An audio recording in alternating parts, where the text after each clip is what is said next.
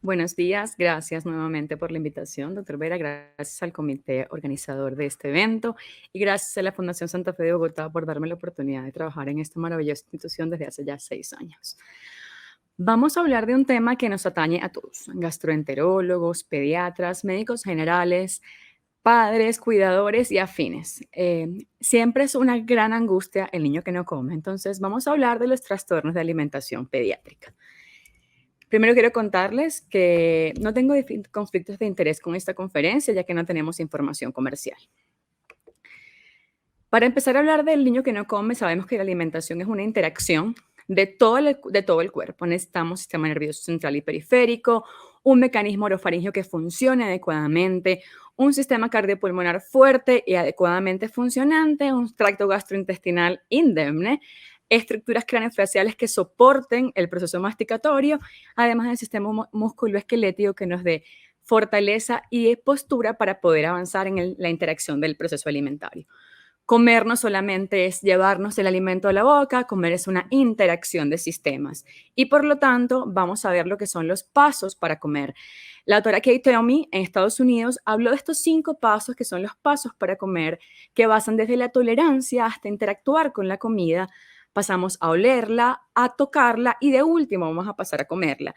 Sin embargo, cada uno de estos pasos tiene múltiples subpasos.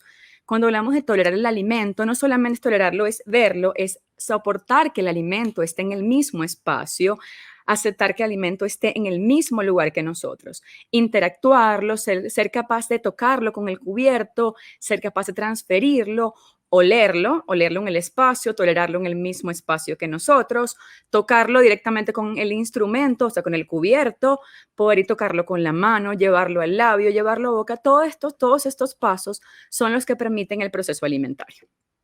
En ese mismo orden de ideas, decimos entonces, ¿qué es un trastorno de alimentación pediátrica? Hemos tenido muchísimas limitantes porque no hay una definición que sea universal para todos. Y han habido muchos paradigmas diagnósticos desde los años 80 en el que la doctora Tomey empezó a hablar acerca de lo que era un trastorno de alimentación pediátrica. Sucedía que se definía desde solo una especialidad médica, decía. El psiquiatra decía, tiene que ver con la alimentación, el médico general pues decía, pues también tiene que incluir el crecimiento, y de esa forma no había una clasificación que lo integrara todo.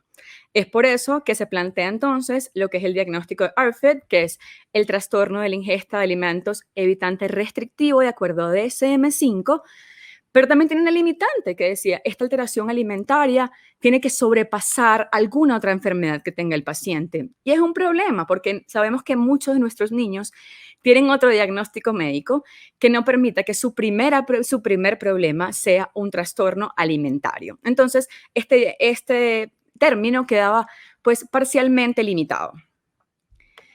Es importantísimo saber que cuando hablamos de epidemiología, el niño con un desarrollo normal, que no tiene ninguna enfermedad, puede tener un trastorno alimentario de un 20 a un 45%. Eso es pues casi el 50% de la población. De estos niños, manifestaciones severas con compromiso de peso puede haber hasta un 1 al 2%.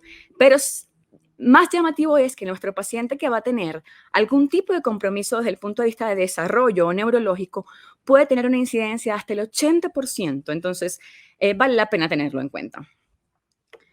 Igualmente, cuando hablamos entonces se plantea esta caracterización o este concepto que incluye todo, que es el trastorno de alimentación pediátrica o Pediatric Feeding Disorder, en el cual hay un deterioro de la ingesta oral que no es apropiado para la edad. Y hay 4 grandes disfunciones. Hay una disfunción médica, nutricional, de la alimentación y psicosocial. Y lo vamos a clasificar en el que es agudo, que es menor a 3 meses, o el crónico, aquel que dura más de 3 meses. También está el concepto de ingesta oral deteriorada. ¿Qué es deteriorada? Sencillamente este paciente que no puede consumir los suficientes líquidos o alimentos para cumplir su hidratación y su nutrición. Y decimos que está deteriorada en el paciente que lo presenta al menos durante 2 semanas. Entonces, nuestro niño que a lo mejor tiene una alimentación habitual, pero de repente tenemos una disminución de ingesta, si en 2 semanas se vuelve constante, ya hablaríamos que la ingesta oral está deteriorada, ¿ok? Y tenemos que diferenciar estas dos cosas. qué es un trastorno de alimentación pediátrica y lo que es un trastorno alimentario o un trastorno de la conducta alimentaria. Las siglas se parecen mucho, trastorno de alimentación pediátrica, trastorno de conducta alimentaria. Sin embargo, hay una serie de autores que lo describen como que el trastorno de alimentación pediátrica, además de la edad que va a ser en el niño menor de 6 años, hay algo fundamental y es que no hay distorsión de la imagen corporal. Para que haya diagnóstico de trastorno de conducta alimentaria, tipo anorexia, bulimia, mixto, inclusive picorromiación, debe haber alteración de la imagen corporal, que no hay en el trastorno de alimentación pediátrica. Como les contaba, la picorromiación pueden solaparse tanto en trastorno de conducta alimentario como en un trastorno de alimentación pediátrica, ya que pues toca esferas de ambos diagnósticos. Entonces, para englobar todo lo que es un trastorno de alimentación pediátrica, sabemos que tenemos 4 esferas involucradas: médica, nutricional, alimentaria y psicosocial, y ahora vamos a desglosar un poquito de qué se trata cada una de estas. Cuando hablamos del compromiso médico, entonces el compromiso médico viene dado por todo aquello que va con órganos y sistemas. Entonces, si tenemos alteración de lo que es trastorno de función oral, nasal y faringea, como estos ejemplos diagnósticos: macroglosia, enfermedad dental, insuficiencia velofaringea, atresia o hipertrofia tonsilar, podemos tener en consecuencia un trastorno de alimentación pediátrica. Cuando hablamos entonces de lo que es enfermedad aerodigestiva, las hendiduras laringeas, el parálisis de las pliegues vocales, malasias de las vías respiratorias, estenosis subglótica, displasia broncopulmonar o algún proceso que genere taquipnea crónica me podría generar un trastorno de alimentación pediátrica. Y aquí llegamos a la parte que pues, más me atañe a mí, que es lo que es la enfermedad digestiva como tal. En los trastornos gastrointestinales, tenemos una duda, decimos, bueno, este es un paciente que tiene un trastorno de alimentación pediátrica y además un trastorno gastrointestinal, pues no, suelen solaparse. La verdad es que lo primero que hemos observado es que nuestros pacientes tienen un diagnóstico de un trastorno gastrointestinal como una esofagitis eosinofílica, enfermedad por reflujo gastroesofálico, trastornos de la motilidad, úlceras, intolerancias alimentarias, alergias alimentarias o gastroparesia. Y esto nos deriva en un trastorno de alimentación pediátrica como consecuencia. Es un paciente que, de acuerdo a la molestia que va generando o su incomodidad y su malestar, hace una respuesta evitativa, ¿ok? Entonces, dentro de otros factores médicos, hablamos también de las causas cardíacas, como cardiopatías congénitas, que sabemos que el aumento en gasto cardíaco y los requerimientos energéticos son tantos que pueden limitar y cansar al niño en el momento de la ingesta. Hipertensión pulmonar, miocarditis, insuficiencia cardíaca. Desde el punto de vista neurológico, nuestros pacientes tienen un gran reto. El paciente que tiene un trastorno de espectro autista, son hipotónicos, hipertónicos, distrofias musculares. No solamente hablamos de que hay una limitante desde el punto de vista de a lo mejor recibir el alimento o el cuidado alrededor del alimento, sino también hay una base, pues, biológica. Tenemos una limitante desde el punto de vista de tono muscular, de atención, que puede limitar pues su aproximación al tiempo alimentario y por lo tanto generar un trastorno de alimentación pediátrica. Hospitalizaciones prolongadas, procedimientos invasivos o la alimentación aversiva son muchos de los factores médicos que influyen en desarrollar un trastorno de alimentación pediátrica. Vamos a pasar entonces a los que son los factores nutricionales. Cuando hablamos de factores nutricionales, es todo aquello que va relacionado con la ingesta y el ofrecer el alimento. Entonces, cuando contamos con un ambiente familiar en el cual hay una calidad de alimentos restringida o una variedad restringida, esto puede llevar a un trastorno de alimentación pediátrica, porque el niño, como cualquier persona adulta, entonces se puede cansar del mismo alimento. Si todos los días ofrecemos arroz y pollo, limitamos variedad y pues eso genera en el niño una respuesta de agotamiento y dice, pues ya no voy a comer nada, prefiero no comer. ¿Y cuál es el problema de esto? Que va a generar un riesgo de desnutrición o de sobrenutrición o inclusive un déficit de macro y micronutrientes que quisiéramos evitar. Vamos a dar entonces lo que es los ejemplos de las disfunciones nutricionales y cómo se evidencian. Entonces, si tenemos un consumo de micronutrientes, por lo menos lo vemos en este lugar, si lo voy a lograr. En el primer punto, en el que vemos cómo meta el consumo de macronutrientes, si tenemos un déficit energético, pues lleva a una desnutrición, ¿ok? Por el contrario, si tenemos en la parte de abajo en el consumo de micronutrientes y hay un déficit del mismo, esto puede llevar a deformidades esqueléticas. ¿Por qué esto es importante? Porque nuestro paciente se va a presentar con los ejemplos y es nuestro trabajo identificar dónde está la disfunción para poder corregir la meta cuando vayamos a hacer una intervención. Igualmente, quería mostrarles un poco más de lo que era la diversidad dietaria, como una disfunción social puede llevar a una dieta poco diversa y, por lo tanto, degenerar en un trastorno de alimentación pediátrica. Siguiendo hablando de lo que son las disfunciones, vamos a entrar en un tema súper interesante, que son los factores alimentarios y las habilidades para alimentarse que tiene cada ser humano. Esto es un campo que maneja muchísimo mejor que nosotros los médicos, lo que son los fonoaudiólogos, pero yo voy a intentar hacer mi mejor esfuerzo.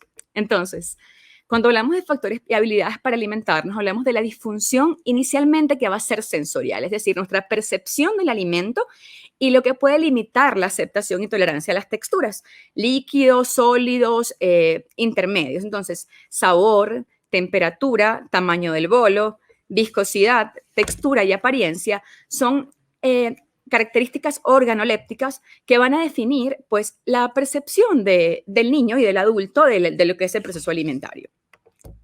Entonces, ¿qué es lo que sucede? La disfunción sensorial oral la vamos a separar en dos grandes grupos, el que tiene una subrespuesta o el que tiene una sobrerespuesta. El paciente que tiene una subrespuesta es aquel niño que tiene poca conciencia del alimento en la boca.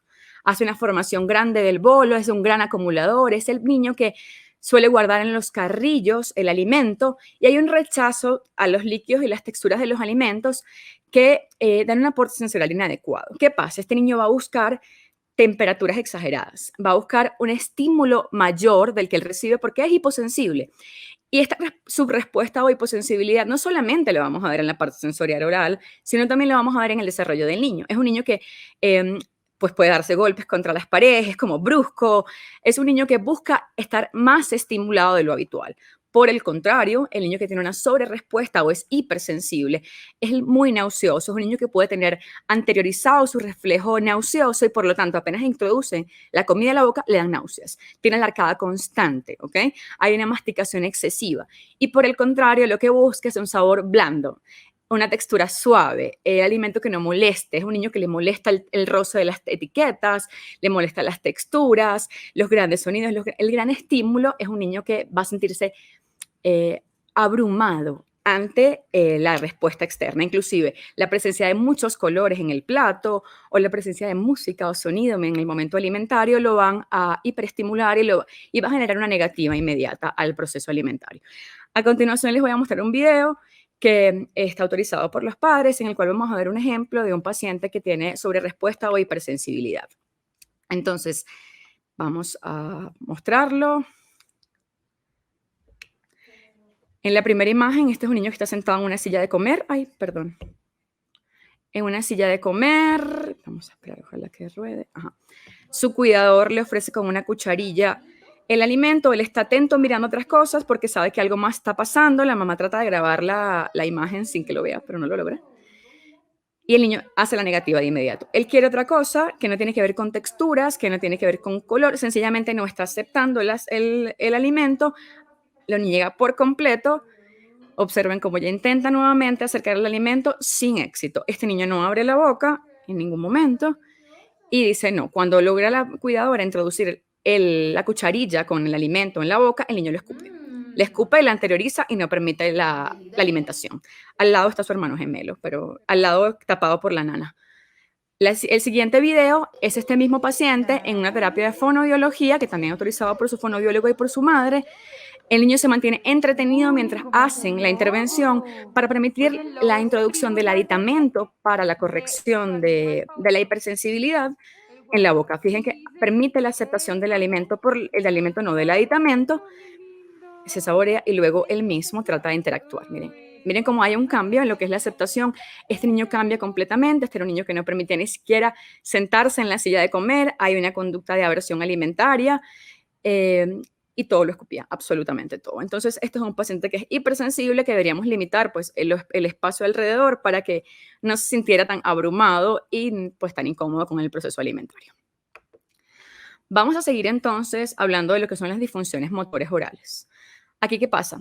Hay una ingesta ineficiente con una alimentación desordenada. ¿Por qué? Porque el niño no controla los líquidos y los alimentos en la boca, ¿ok? No es capaz de propulsionar el bolo alimentario de forma eficaz y hay náuseas. Entonces, esta disfunción motor oral va a pasar a lo que pasamos en la siguiente lámina que les voy a comentar, en lo que es la disfunción sensorial, ¿ok? Que es el deterioro de la sensación faríngea. Una cosa es la sensación faríngea y otra cosa va a estar dado por lo que es la propulsión del alimento. Entonces, el paciente que tiene deterioro de la sensación faríngea suele ser aquel niño que tiene alguna enfermedad neurológica de base. ¿Por qué sucede? Hay una deglución que está mal cronometrada, hay una mala conciencia o ubicación del bolo, hace el residuo faríngeo y hay una aspiración silenciosa. Y esto puede deteriorar a lo que es el siguiente punto, que va a ser la disfunción motor faríngea. Pasamos de una disfunción sensorial a una disfunción motora, en el cual se inhiben los movimientos faríngeos y lo más importante es que este paciente tiene muy mala protección de la vía respiratoria. Y es nuestro paciente que tendría contraindicado el uso de la vía oral, sencillamente por el altísimo riesgo de broncoaspiración. ¿Y qué sucede? Reduce la fuerza, la coordinación de los constructores de la faringe y de la elevación faríngea. Entonces, el paciente tiene esfuerzo, hace maniobras para ayudarse a tragar, es el niño que hiperextiende el cuello, que busca la forma de aclarar de alguna manera y no siempre esas maniobras van a ser efectivas. Hablemos entonces de lo que es la disfunción basada en habilidades, que es dentro del mismo contexto de lo que estamos hablando. Para que el niño coma, tiene que haber habilidades que sean seguras, apropiadas para la edad y eficientes. Si alguno de estos puntos no son adecuados, este paciente tiene un trastorno de alimentación pediátrica, ¿ok? Y pasamos a nuestro mayor riesgo, que es la alimentación oral insegura. Cuando en nuestro paciente tenemos eventos de aspiración, de asfixia, cardiorrespiratorios, que sabemos que contraindican la vía oral. Pero también se considera que es inseguro cuando hay negación para comer. Si el niño no quiere comer bajo ningún concepto y además no abre la boca y el cuidador, pues, lo obliga a comer, esto es una alimentación oral insegura y es un factor de riesgo para desnutrición de este paciente. Para que el niño pueda comer, tenemos que tener habilidades en la alimentación. Y si estas habilidades no pueden progresar de acuerdo a la edad del paciente, este niño va a tener un trastorno de alimentación pediátrica. No consumen texturas líquidas ni alimentarias adecuadas para la edad. Requiere que todos los alimentos se modifiquen en su forma original. Es este paciente que típico tiene 18, 19 meses y sigue comiendo solamente en papillas. Hay un déficit en el uso de utensilios. Esperamos que el niño aprenda a utilizar los cubiertos aproximadamente a los 3 y los 4 años de edad completamente, pero alrededor de los 2 ya tiene que haber uso de cucharilla. Es verdad que puede tener una preferencia por usar la mano, por supuesto, es mucho más sencillo, pero debe tener la capacidad de hacer el trinchado, el cuchareado. Y necesitamos equipos especiales para la alimentación o estrategias de alimentación. Y ya vamos a hablar entonces de lo que son estrategias diferentes para alimentarnos, ¿ok? Ya sabemos que cuando va a ser ineficiente. Hablamos de insegura cuando el paciente tiene eventos que son adversos e ineficiente cuando tarda más de 30 minutos comiendo. Este paciente que hay que pasar 45 minutos, una hora para que se coma el plato, o hay que usar estrategias para modificar la alimentación. Requerimientos especiales o el uso constante de suplementos de alimentación es una alimentación oral ineficiente. Hay muchísimos factores más, psicosociales, del desarrollo, problemas de salud mental y conductas, la influencia social, el factor ambiental y las disfunciones psicosociales. Entonces, el proceso alimentario no depende solamente de llevarse la comida a la boca. Tenemos todo el ambiente alimentario y nada más estar en el espacio del comedor ya puede generar un problema para este paciente. Cuando hablamos de factores psicosociales, entonces, quiero mostrarles lo que es el estilo parental de alimentación. El estilo parental de alimentación puede influir muchísimo en la percepción del paciente al momento de la comida. El estilo parental ideal es el responsable o el responsivo, ese padre que acompaña al niño, que está con el momento de la comida, que ofrece sin obligar. El estilo controlador es la forma en la que muchos aprendieron a comer, en el cual plato limpio, te lo comes, y si no te lo comes ya te lo comes de nuevo y te lo vuelves a comer. El estilo indulgente que dice, pues, no te quieres comer la zanahoria, no importa, yo te doy un helado. O vamos a hacer una cosa, como no te quieres comer los frijoles, vamos a darte papas fritas. Entonces, llega a ser indulgente porque también es un riesgo de desnutrición. Y pues el estilo negligente, el cuidador que no se involucra en el proceso alimentario, que lo deja tercerizado sin saber absolutamente qué es lo que está pasando, no le importa, no le interesa lo que el hijo come. Vamos entonces a hablar de lo que son las pautas de alimentación anormales. ¿Qué es anormal al momento de comer? Alimentación nocturna, el padre que refiere, él no come nada durante el día, pero a mí no me importa porque dormido yo le doy 7 teteros de 7 onzas. Eso no está bien. La alimentación persecutoria, muy frecuente. El niño está corriendo, le estoy persiguiendo con la cucharilla. Alimentación forzada, comes porque comes. Te siento, te agarro las manos, lo hemos visto, tapa la nariz, abre la boca, te comes el trago. La alimentación mecánica, vamos comiendo, no importa, no te doy tiempo de tragar, no te doy tiempo de saborear, vamos comiendo, comiendo, comiendo. La distracción condicional tan usada es el uso de pantallas, cuentos, herramientas para que el niño, con tal de que coma, pues le ponemos el muñeco. Y la comida prolongada, ya sabemos que un tiempo ideal de alimentación es menor a 30 minutos, entonces cuando ya hablamos de que 45, 60, 75 minutos comiendo, estamos hablando de una pauta de alimentación anormal. ¿Cómo hacemos entonces el diagnóstico de un trastorno de alimentación pediátrica? Recuerden que habíamos hablado que hay 4 esferas: disfunción médica, nutricional, psicosocial y alimentaria. Entonces, ¿cuándo hay disfunción médica? Cuando hay compromiso respiratorio, neumonías recurrentes o aspiración.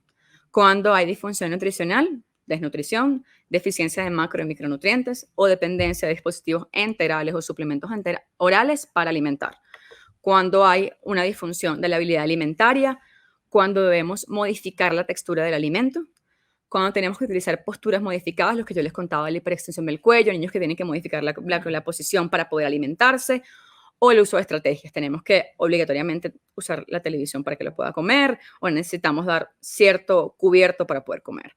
Y la disfunción psicosocial va a estar dada por comportamientos de evasión que son activos o pasivos. El niño que no voy a comer, yo estoy completamente, no hay ningún otro compromiso, pero hay disfunción del ambiente familiar.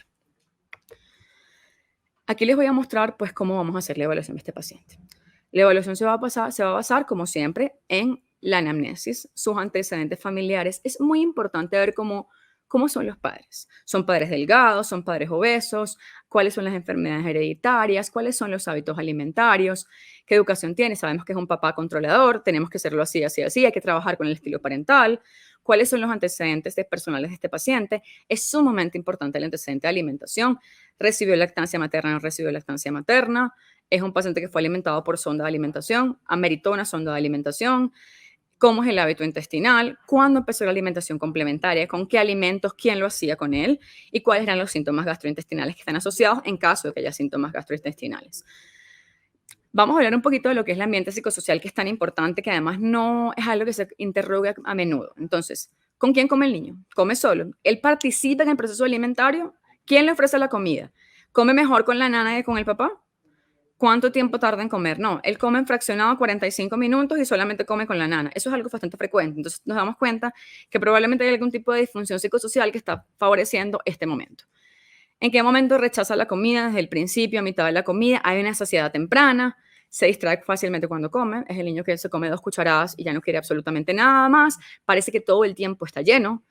Hay una referencia reciente, o sea, hay una queja constante, es, yo creo que a mi hijo nunca le da hambre porque nunca pide comida.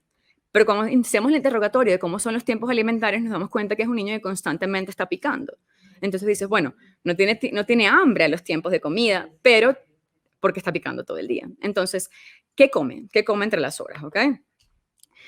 Es importantísimo la evaluación antropométrica porque es lo que nos va a dar severidad. Peso, talla, perímetro cefálico, velocidad de crecimiento, ver cómo están nuestros indicadores antropométricos y no solamente cómo están en este momento, sino cómo estaban en relación a los controles anteriores. Es un paciente que ha estado creciendo adecuadamente hasta los 9, 8 meses y de repente hubo un estancamiento en la curva. ¿Qué fue lo que pasó? ¿Cuál fue el inicio de la alimentación complementaria? Porque esto puede relacionarse con algún tipo con otra patología, con alguna enfermedad gastrointestinal. Este es un paciente que estaba creciendo perfectamente, pero de repente al inicio de la alimentación complementaria se detuvo. ¿Será que se trata de una alergia alimentaria? ¿Qué es lo que estará pasando? ¿Hubo algún proceso emocional en la familia? ¿Hubo un duelo, una pérdida que hizo que el niño dejara de comer? Vamos a hablar entonces de lo que va a ser la evaluación nutricional, que va a tener la composición corporal de paciente, cuál es la composición de masa grasa, masa muscular. La adecuación de la ingesta quiere decir, yo le sirvo a mi hijo esto y cuánto de eso verdaderamente se come. A veces hay expectativas irreales, muy frecuentemente, en relación a cuánto tiene que comer un niño. Esperamos que a lo mejor un niño de 3 años coma como un adulto y la verdad es que eso no es así. Y los ritmos de crecimiento van a modificar el apetito del niño. Entonces, eso es importante en relación a la adecuación de ingesta. El recordatorio de alimentos sencillamente se trata de preguntar a los cuidadores qué se le ofreció al niño. Lentejas con arroz, pollo y ensalada. Entonces, bueno, esto fue lo que comió, o resulta que solamente comió arroz, papa, plátano, y bueno, que la variabilidad no está tan adecuada. Y utilizamos la estrategia de fotos y videos para ayudarnos para identificar si hay algún tipo de estrategia, adecuada postura, cómo está el ambiente, cuáles son los distractores, qué más, para poder así corregir eh, algunas fallas potenciales que veamos solamente en el proceso alimentario. Quiero contarles un poquito de lo que es el signo del desarrollo oral comprometido. Ya habíamos hablado de esto un poco, pero salivación excesiva. Un paciente que tiene pobre control postural, hipohipertonía, que se atora, que hace arcadas, que no podemos progresar en la textura del alimento, que hay dificultad para manejo en la líquidos en la vía oral o no logró los hitos del desarrollo alimentario, hay que hacer una evaluación exhaustiva porque claramente este paciente va a tener un trastorno de alimentación pediátrica. Lo que son las banderas rojas, por favor, recuérdenlo: disfagia, aspiración, astoramientos, vómitos, diarrea, retraso de neurodesarrollo, enfermedad cardíaca, falla de crecimiento, déficit de micronutrientes o alimentación forzada. Tenemos que estar súper atentos. Cuando hacemos exámenes complementarios de acuerdo al estado nutricional del niño, vamos a ver cuáles pueden ser las fallas potenciales de macro y micronutrientes y consideraríamos si es necesario realizar un estudio de deglución o un estudio de vías digestivas para ver la indemnidad de la vía digestiva. El manejo va a ser nutricional, comportamental, farmacológico y hay que restablecer la conducta alimentaria, ¿ok?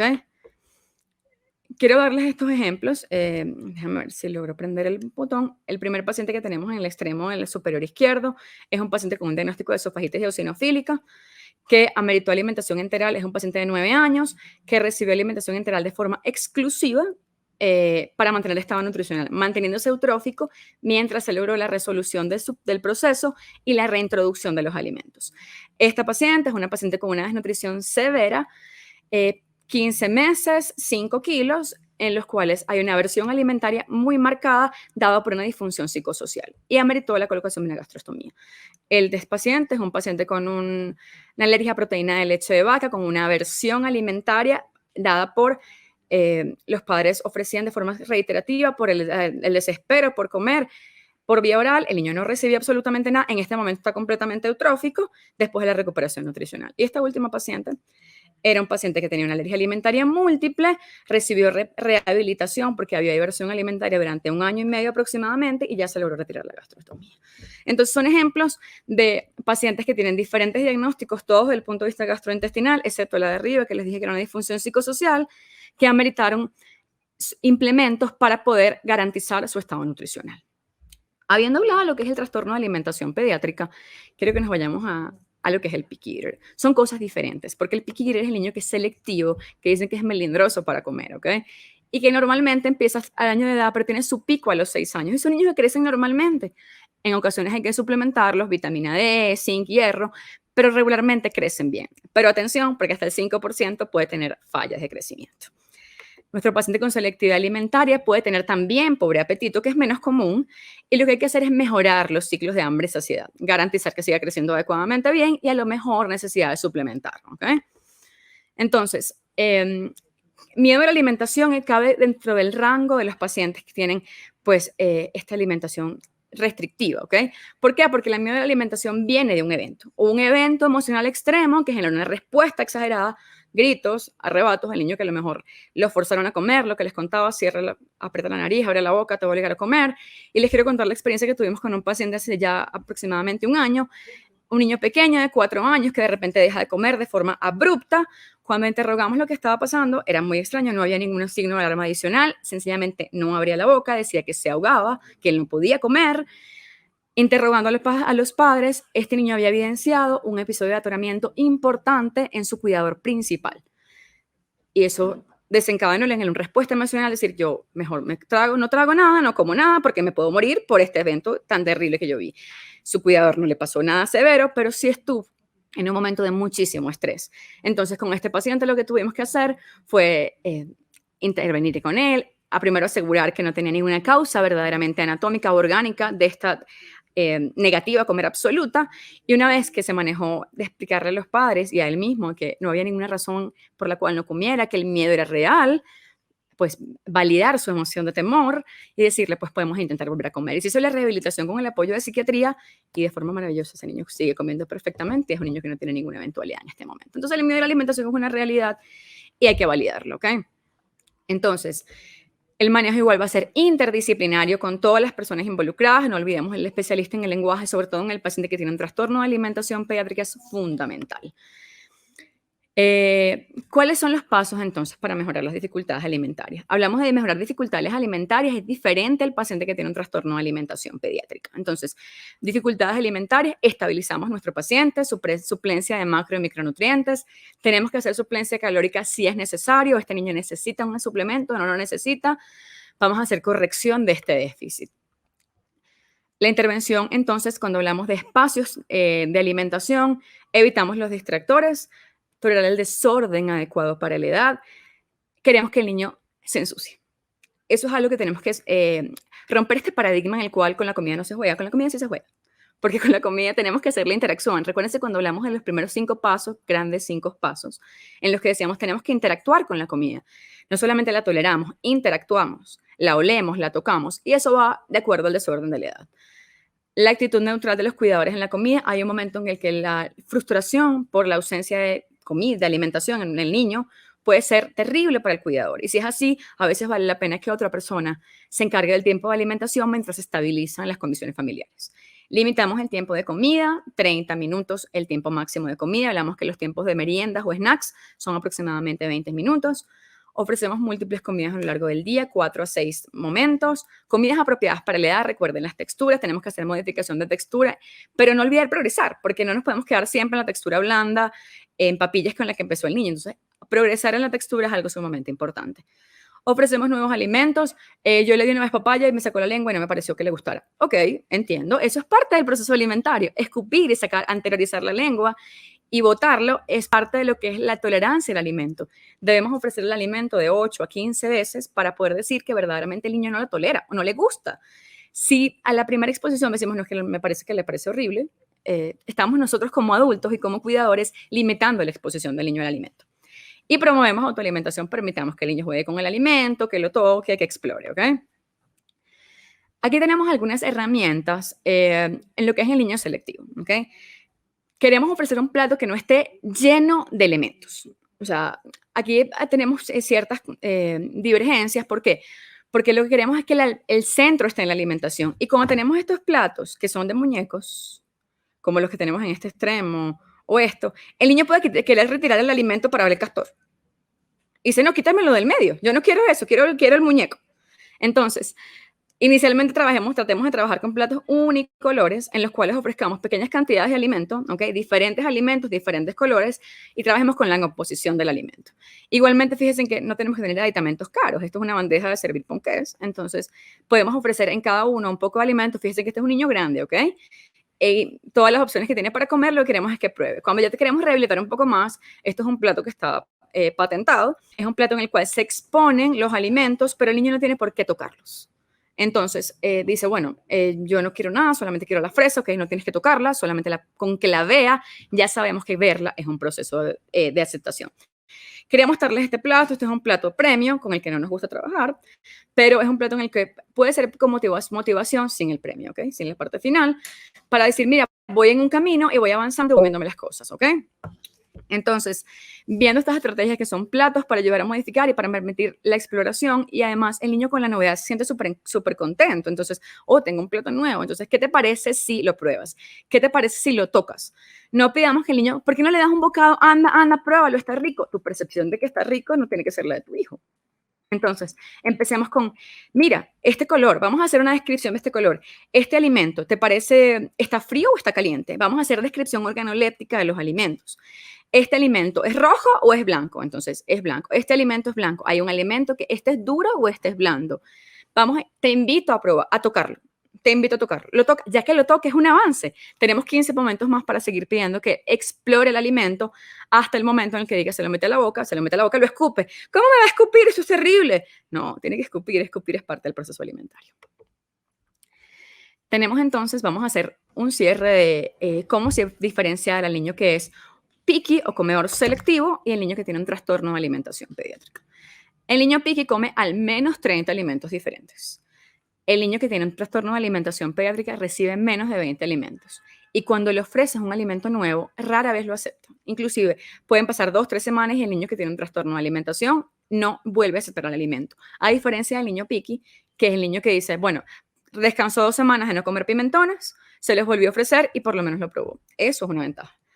El niño picky interactúa con nuevos alimentos. El niño que tiene un problem feeder o problemas para la alimentación no interactúa por completo, hace un momento de descontrol total cuando ve un alimento que él no está dispuesto a tolerar en la comida. Se tira al piso, llora, patalea, es un desastre. Siguiendo en las diferencias, el niño picky recibe al menos un alimento de todos los grupos alimentarios. El problem feeder, el niño que no tiene un trastorno de alimentación, rechaza categorías enteras. Él solamente come harinas, solamente come papa, arroz, maíz, yuca y ya. No prueba una fruta. Entonces ahí tenemos un problema de alimentación pediátrica. El niño piqui suele comer con su comida, con su familia, perdón, comidas diferentes probablemente, pero con su familia. El niño que tiene un trastorno de alimentación pediátrica no comparte ni el tiempo familiar. El niño piqui puede incorporar nuevos alimentos en su rutina con el programa de 20 a 25 pasos de los que hablamos inicialmente. En cambio, el problem feeder no lo acepta. Cuando el niño va ambos niños van al pediatra, sabemos que el piqui dice, su cuidador le dice, pues estamos teniendo problemas para comer, pero vamos avanzando. O dice, bueno, tuvo un momento muy selectivo, pero ya está comiendo mejor. El problem feeder, o el niño que no come bien, dice, esto es un infierno, este niño no come absolutamente nada, no en una consulta, sino en 2, 3, 4, en todos los controles, se vuelve una consulta reiterativa. Queremos, para recordar ya, cuáles son nuestros signos de alarma, nuestras banderas rojas. Vigilancia de crecimiento, un paciente que está teniendo restricción de crecimiento, un paciente que está limitando su ingesta al punto de que no crece adecuadamente o tiene déficit de macro y micronutrientes, tenemos que prender una alarma. Si hay alteraciones en el crecimiento, hay que usar primero estrategias nutricionales, vamos a ver qué es lo que está recibiendo, recordemos lo que es nuestra evaluación nutricional, verdaderamente qué le ofrecemos, cuánto se come de lo que ofrecemos, y no olvidemos que los desórdenes en pediatría son muy frecuentes y que hay que evaluarlos desde el punto de vista multidisciplinario. Entonces, estamos todos acá para servir, somos un equipo multidisciplinario. El grupo de soporte nutricional de la Fundación Santa Fe de Bogotá está conformado por nutricionista dietista, por fonoaudiólogo, por psicología, por psiquiatría y por los gastroenterólogos pediatras, que es lo mínimo necesario que debería tener un equipo de soporte nutricional, y estamos para hacer esta suplencia. Entonces, como último, en prevención, queremos un plato que está completamente incorporado. Esta es una estrategia que se llama Choose My Plate del gobierno americano, en el cual nos da herramientas para incorporar todos los grupos de alimentos en cada uno de los tiempos alimentarios. Entonces, en el momento que empezamos la alimentación complementaria, vamos progresando en la alimentación, queremos que hagamos un englobe de todo lo que son nuestros grupos alimentarios y mantengamos la oferta constante. Y en caso de que veamos, cuando hacemos esta herramienta Choose My Plate, te da un cuestionario que tú vas llenando de acuerdo a lo que son tus hábitos de consumo y puedes identificar, mira, resulta que me faltan vegetales. Entonces, ¿cómo hago para incorporar vegetales? ¿Cómo buscar recetas y alternativas que sean pues interesantes y que sean atractivas para el niño y para el cuidador también, para poder ofrecer un plato más apropiado? Recordemos que somos ejemplos y si nosotros comemos adecuadamente y en tiempos adecuados, con conductas correctas, la posibilidad de que desarrollemos un trastorno de alimentación pediátrica existe, pero es menor. Entonces, hay que relajarse en el momento del momento de la alimentación pediátrica y permitir el momento de exploración y de jugar con los alimentos para poder ayudar también a rehabilitar. Ha sido un placer, espero que tengan muchísima idea. Aquí tenemos, este es mi hijo comiendo pasta. Permitimos la interacción. Ahí tenía aproximadamente unos 10 meses y fíjense que hace caras raras cuando él se mete los espaguetis a la boca, porque probablemente se estuviera ahogando un poco, pero hay que dejarlo porque es la forma de aprender. Muchísimas gracias.